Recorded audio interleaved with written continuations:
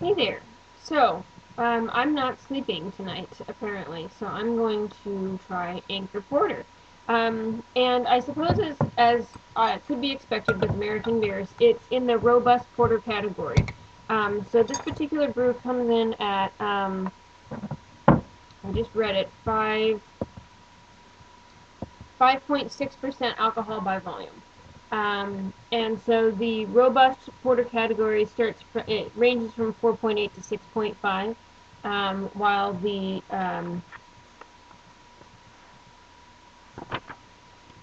brown porter goes from 4 to 5.4% alcohol by volume.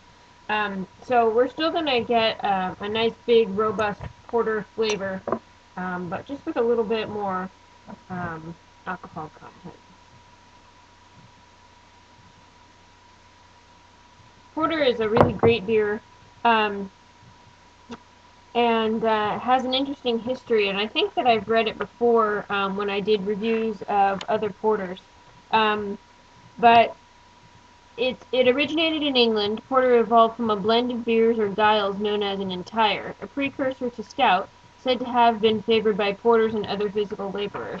It used to be said that, or it used to be that beer was part of nutrients that people, particularly laborers, had in their lunch each day, and that just makes good sense to me. Um, so the history of robust porter, it's a stronger, hoppier, and or roastier version of a porter designed either as a historical throwback or an American interpretation of the style. Traditional versions will have more subtle hop character and often English, while modern versions will be considerably more aggressive. Both styles are equally valid. And so we're probably going to get that kind of California hop aggression here. Though it says on this bottle that this particular brew originated in 1974. So I'm curious to know about it. Definitely sweet. It's got fruity esters like the kind of banana quality. Um, Grape juice almost. Lots of sweetness in there. As far as appearance goes, I don't have a lot of light coming from the kitchen right now. So this is a pretty opaque beer.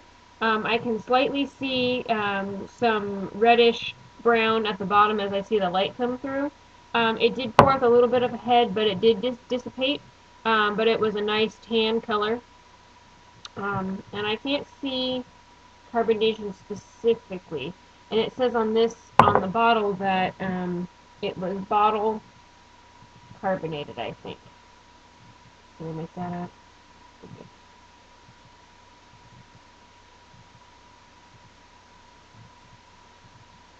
Oh, entirely natural carbonation. I don't know what that means.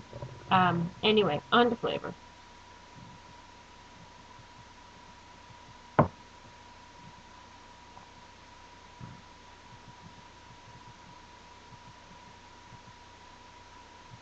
Wow, this is an interestingly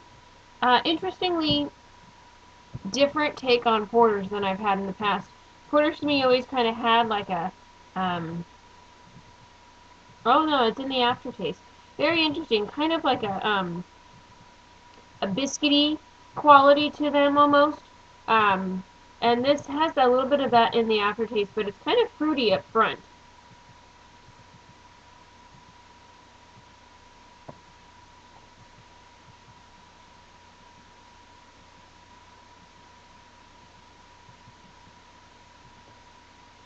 Hmm.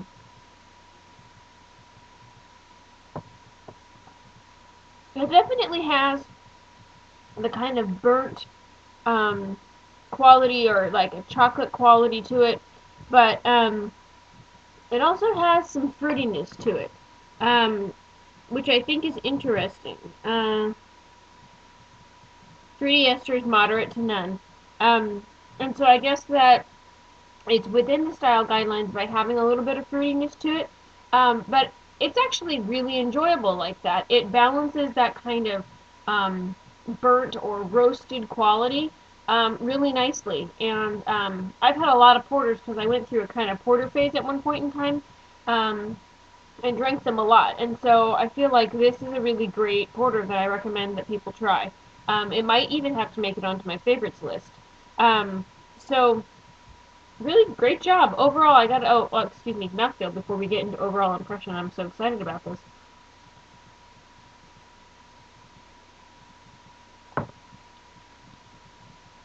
Mouthfeel.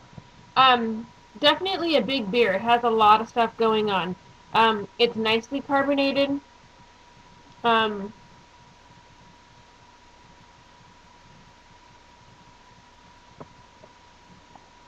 and not over carbonated. Um,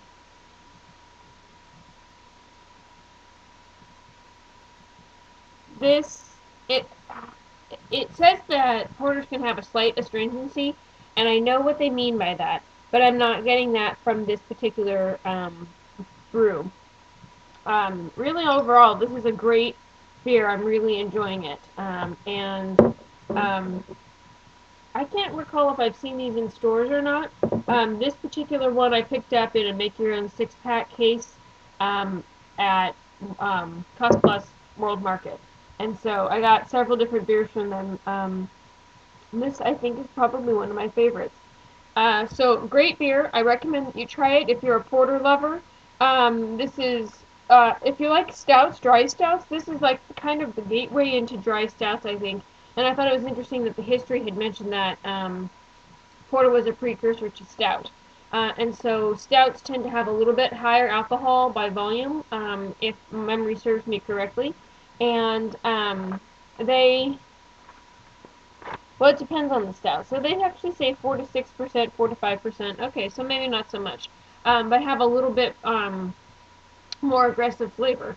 Um, but the porter category, like I think I've said before, is under-recognized. There are a lot of great beers in this category, including Anchor Porter. There's, let's see, things that I think are available. Anchor Porter is actually listed here as a commercial example.